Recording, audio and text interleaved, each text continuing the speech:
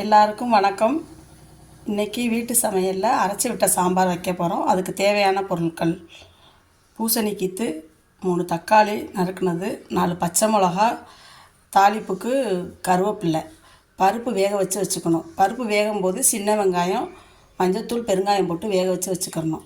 புளி கரைச்சல், பட்டை மிளகா, வெந்தயம், மல்லி, மிளகாய், கடலைப்பருப்பு, ஜீரகம், சின்ன வெங்காயம், கருவேப்பில்லை, கொஞ்சம் தேங்காய், பெருங்காயத்தூள், தேவையான அளவு உப்பு.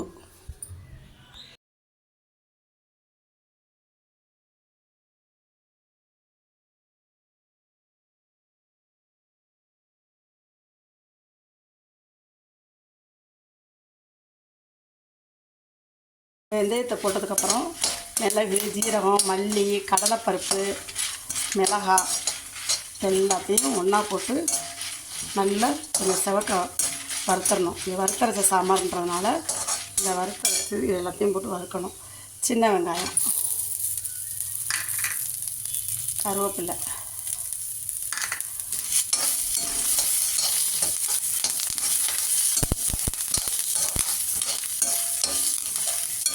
நல்லா வறுத்துட்டு கொஞ்சோண்டு தேங்காய், அதாவது தேங்காய் கொப்பரை போடுவாங்க. நம்ம கொப்பரைக்கு இது பண்ண முடியாது, அதனால் தேங்காயே கொஞ்சம் போட்டுக்கலாம், நல்லாயிருக்கும்.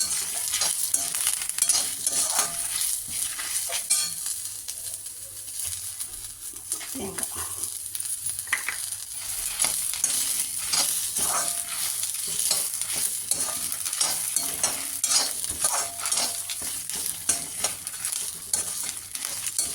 இது போட்டால் மிளகாத்தூள், மல்லித்தூள் எதுவும் போட தேவையில்லை.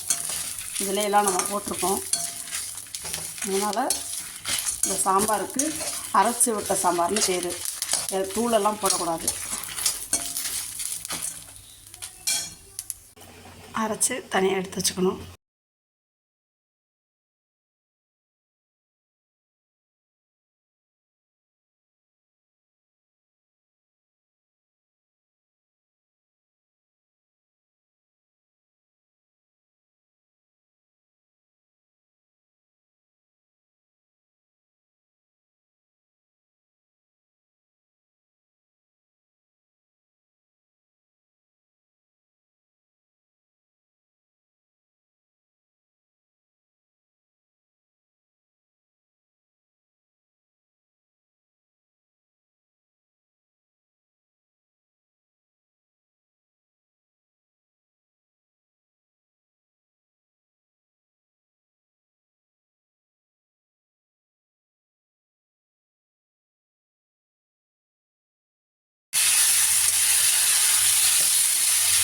வீட்டு சமையலில் மிளகாத்தூள், மல்லித்தூள், கரம் மசாலா, பிரியாணி பவுடர், மஞ்சத்தூள், மதுரை குழம்பு மசாலா எல்லாம் அரைச்சி தரோம்.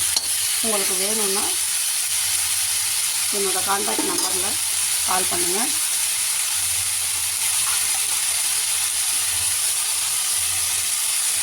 உப்பு போட்டாச்சு.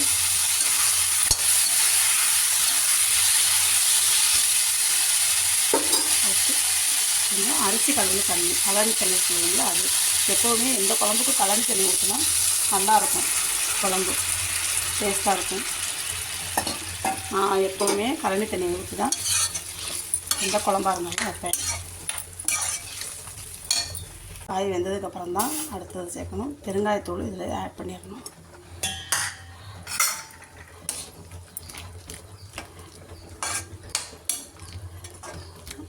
கொஞ்சம் காய் வேகணும்.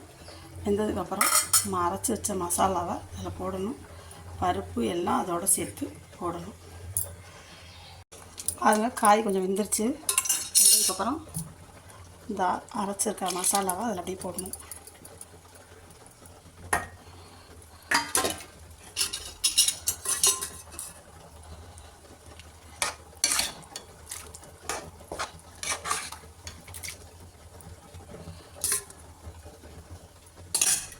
அதோட இந்த பருப்பு வேக வச்சுக்கலாம், அதையும் அதில் போடணும்.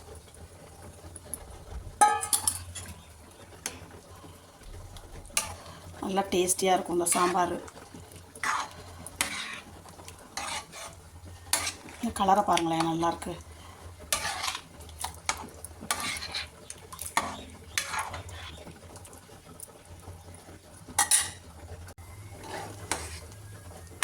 எல்லாம் அதில் கலந்து விட்டாச்சு.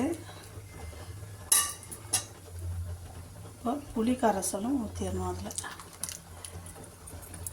நல்லா கெட்டியாக கொஞ்சோன்னு கரைச்சி ஊற்றணும்.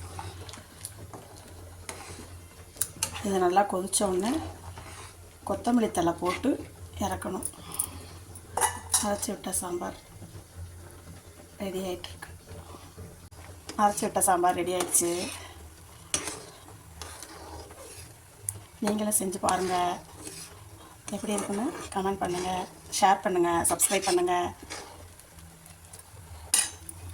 இந்த கொஞ்சம் கொத்தமல்லி போட்டுருக்கோம். அவ்வளோதான். நல்லா வாசனையாக சூப்பராக இருக்குது. நீங்களும் செஞ்சு பாருங்கள் வீட்டில். Okay, thank you.